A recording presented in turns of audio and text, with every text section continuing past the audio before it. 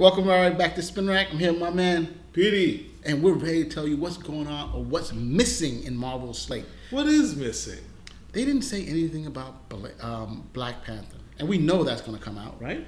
Well, that's the one thing. Wait a second. Black Panther made $1 billion, right? Right. Why aren't they talking about Black Panther? Yeah, I'm thinking it's either going to come out in Phase 4 or the end of Phase 4. Well, I mean, it takes time to do these movies, so it's okay. But at the same time, was it in the chart? It wasn't in the chart. It wasn't in the chart. So, but Feige did say something could possibly change. So I can't imagine. Yeah, we know. We've seen how that changed. He's up to something, okay? Because I mean, Ant-Man and the Wasps weren't in the No, they're not gonna. They said that. Oh, okay, yeah. And they added. Who else did they add? They added You're going on but a little long because we're missing the thing that. Well, I guess it's because of contracts. It's not finished. That we haven't heard about the X-Men. That's what I'm going to the X-Men. The X-Men. What the hell's happening? We know what the about X-Men. Bendis' movie? Bendis' X-Men 143. What about that? With Kitty Pryde. Have you heard? I haven't heard anybody greenlighting that. They greenlit it. They have? Yeah, it was supposed to come out, and Bendis is connected. That was under Fox, not under Marvel. But it's something like I don't know. It's Bendis. They're paying Bendis a royalty for all these other characters. He's got a name in the credits. He can, but they can change anything. This is Feige's universe, and he decides who what comes. He went and kicked Jeff Loeb out, and now he's like, it's his we like universe. Jeff Loeb over at New York Comic Con. He's pretty cool. We do, but I don't know about Feige. He doesn't like it. But listen. The question is, why did they not bring out X-Men? I mean, are they? Why did they not bring out the Fantastic Four? Or the Fantastic Four? There's only two things. I've said this, and I've said this many times before. I think Marvel intentionally let the Dark Phoenix film die. I don't think they did anything to really help prop that movie up. You know what I'm trying to say? No. Yes, there was. No, they didn't just do that. They killed it. Okay, I didn't want to go out and say they murdered. I didn't want to say. No, why did he brought it to me? He brought it up so I can go there. There's many aspects that you can see, that you can look at the similarities between that and Captain Marvel. That it was supposed to come out before Captain Marvel, that it was coming out in the 90s. It was basically superpowered female in there. Yeah. There's an image of the productions. There's a production still where she's flying around full powered, where you can see her form, just like Captain Marvel at the end of the movie. There's so many bits. The shapeshifters, they're supposed to be Skrulls. They gutted the whole thing, and they didn't. That's why it almost seems like they need the Spider-Man movie to make the $1 billion. Besides keeping it to say we need some money rushing in, and it's like they were gonna redo the. I mean, I know money rushing in. They got money rushing in from all over. They got rides coming out. They got money coming to movies. Yeah, maybe and most of the money for Spider-Man goes to who? Sony. Sony gets that. Yeah, but they get the licenses so they can profit off of the licensing of that. But I think that they. I think it's going to be a big surprise. I think the whole purpose of this was to. You didn't have to trash the place, just like in White Man Can't Jump when he says they said like when you left you didn't have to trash the place, and they put Dark Phoenix in such a way that actually, that's the other thing. Dark Phoenix would have come out before Captain Marvel, and then look how far back they pushed Captain Marvel. That's criminal. Yeah. So it's like they didn't put. It's tough, but they just didn't put the right foot forward for Captain Marvel, and they ultimately held back Dark Phoenix. Not to say that I mean, you could watch it. It's all. I mean, because all the other X-Men movies maybe it's better than the. What's that other thing? Yeah, but I think they've done it on purpose. Apocalypse? I think with Marvel's marketing, they could have done much better than this. Oh, my goodness. I think that there were elements that were better than I... It's going to be like the Justice League, where people run around and say they want to see the X-Men in this big fight at the UN. Like, them on the train. And that's the thing. The only thing that Dark Phoenix made a mistake is because they've been trying to do the real move, this thing, right? Right. And this is the closest they've gotten, besides the cartoon. But what they could have done, that scene on the train, the X-Men are already mutants captured in space, right? And say, we've taken these mutants and we got them all in space. Because they have most of the mutants in the train. Mm-hmm. They have them on a space station, and then you change those space scenes where they're trying to get back to Earth, and it all happens, and the Phoenix things happen. Then you have your Phoenix thing. But you have to, that's your easy way to do the Phoenix. Okay, you get the Phoenix. The hard part is that there's from 100 to from was it 98 to 137, all that plot to deal with, and that's the hardest thing to jam into one thing. So they had their it was a tough thing to do. That's sorry to say. Totally understand that. But again, they've done the New Mutant movie. Not going to see the light of day. Great. They're totally killing it, and there's no reason. And why I said in my other review, I said it seems that the young ladies from Game of Thrones, anything they've done is not coming out. And that may have been a part because of how Game of Thrones ended. Mm-hmm. And they were like, well, you know what? People really didn't like it. Good. We didn't want to show these movies anyway. So let's toss it.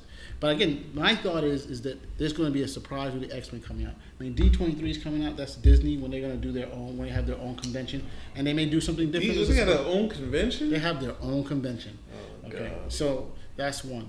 Next one. What else are we going to talk about? We're talking about. I think that the problem is what you said, because you brought up interesting points talking about Dark Phoenix. I think in me complaining about some of the elements of Dark Phoenix being in Captain Marvel. The same thing with the Mandarin, but then even going to this new Doctor Strange thing with the Strange movie that they're talking about with the multiverse. Like Sony did the Into the Spider-Verse, and now Marvel is just throwing out all the stuff that the multiverse was in Far From Home, and then now we got the multiverse, and Marvel doesn't really have a multiverse. They have, you can consider maybe the Ultimate Universe or part of the multiverse, or you could say the Days of the Future Past, but all the heroes are dead. But then what do you have? You have Counter Earth, which was like all of the DC fans, all the DC fans interjecting a different Earth where you have these shape-shifting humanoid guys. And then what else do you have? You have the new universe. Do you know the new universe? Yes. So then, do you remember any of the characters from the new universe? Wasn't it 2099 Batman? No, that's another thing. All right, you said 2099 Batman? I mean, Batman. Oops, sorry about that. Oh my gosh. Wrong show, my bad, buddy. Okay, so he brought up another one. That's another universe. So those would be the multiverses of saying you have, but Spider-Verse took on Into the Spider-Verse. They've gotten the accolades. They've done a different style of animation. They're the talk of the town. But they've done that before in the comics already, and they did a pretty good job. But there was. I don't know if I think this was just a fun romp. Well, that's a fun romp, yes. But I'm saying the animation they've been doing. They had a whole run in terms of comics. And recently, they had. I'm saying in animation. Animation. I'm talking about in the comics. Yeah. It came. Yeah. I mean, the idea came from the comics. Right. But the idea to do that. And to I say, let's do a story about that, but basically having the same character in different formats. And I agree. And then I'm just saying, my point of it is only that, not because of that. I'm saying that now Marvel Studios is slapping multiverse on everything, like it's freaking adding extra cheese on like a Big Mac. Like they just like. Well, like Mysterio said it. Mysterio was like, "Hey, this is not. I'm from another multiverse. I went to another planet." Look, the problem that was after Into the Spider-Verse came. They had it in there, but then now they promoted that part to say, "Oh, multiverse," and everyone went crazy. And they're like, "No, it's not a multiverse." But again, Marvel's and that's one hand takes one, and they putting it back with the Doctor Strange. They're multi-dimensionals. That's the difference. That's a different multi-dimensions. True. There's a lot of cool dimensions you can go to the Marvel universe. But one thing I think that we have to understand is that I think that there's one word that we have to remember, and it comes from DC. It's called what?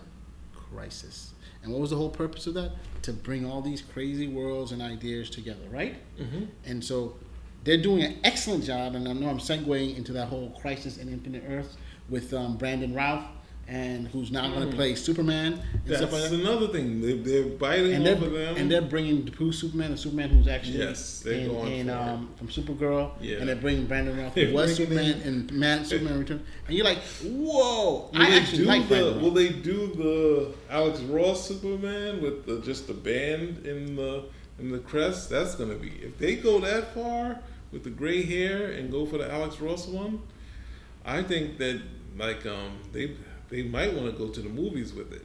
Yeah, well, they're doing Crisis, and this may be a play too. I doubt it's going to happen because you now have Henry Cavill doing The Witcher, You know, and if that role blows up, because I guess he was trying to hold off to say, hey, you know, look at me be the star that I am. Yeah, yeah. And if he blows up, he's gonna say, yo, if I'm Superman, you gotta like give me a movie. I think that was what was holding up the negotiation. Well, he still knows he looks like Superman. He's incredible in incredible shape, and he has a writer that he wants to work with, a writer director that he wants to work with.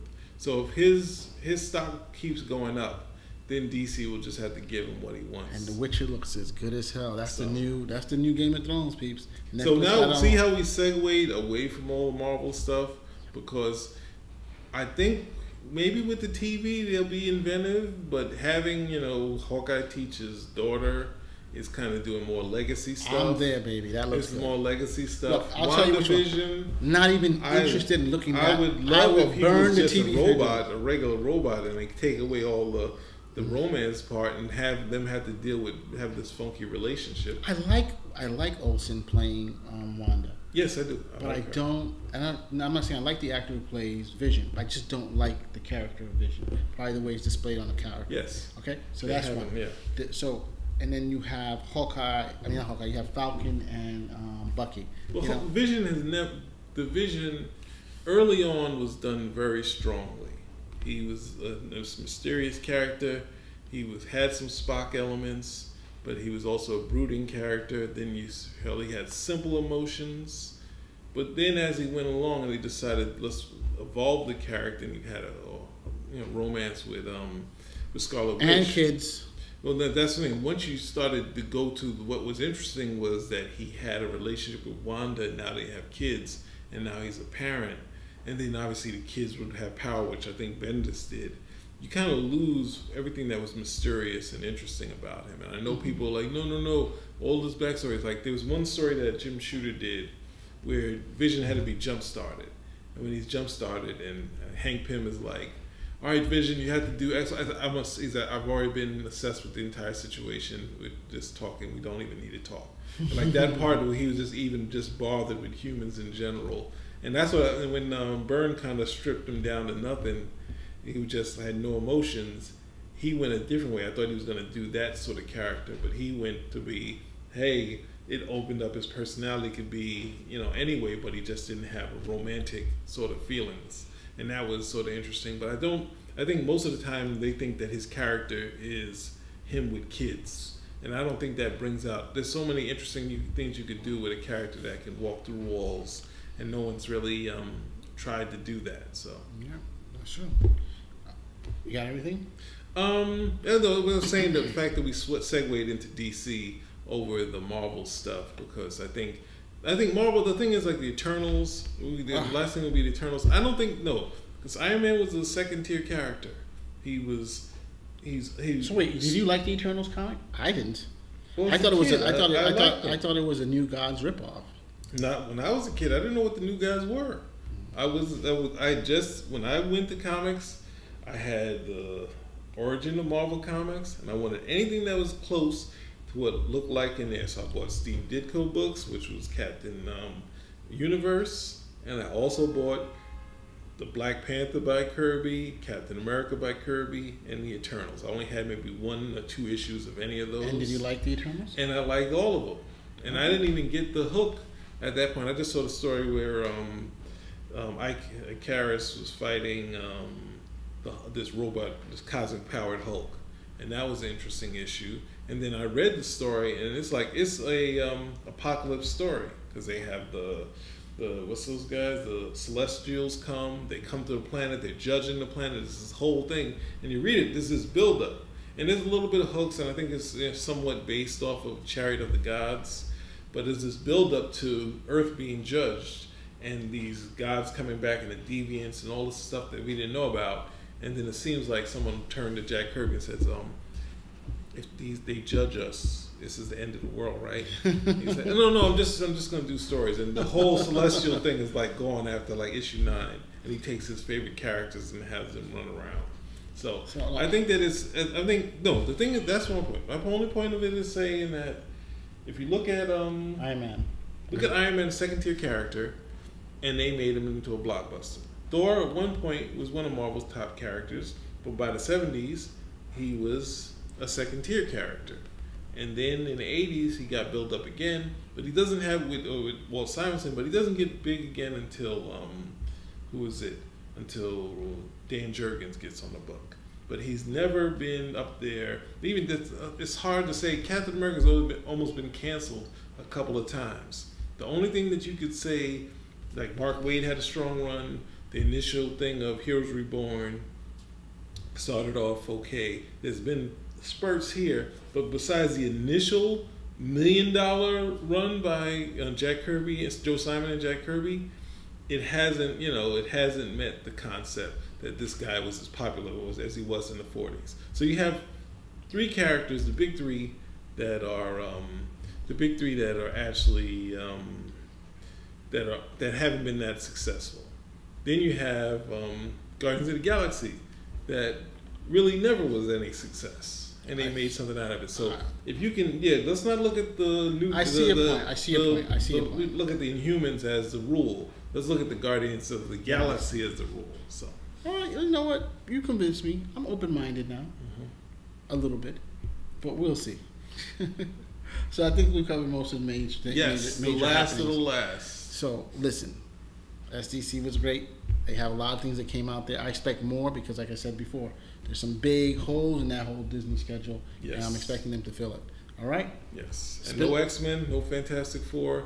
No Black Panther. I'll say, if you're talking Fantastic Four, no transplant them into the 60s, because Iron Man is a Cold War character. So we can't just say, oh, the Fantastic Four are Cold War characters. It's like all of the Marvel characters are like Cold War characters. We can't turn. He's in Vietnam. Like, come on. You can't just turn around and decide. Only the Fantastic Four only work in the 60s. Actually, Iron Man didn't sell all this time, and you're like, well, Iron Man works because he got armor and he's got cool gadgets. It's like, yeah, but that's a whole nother discussion. It's a long discussion. Another discussion. Spinner rack out.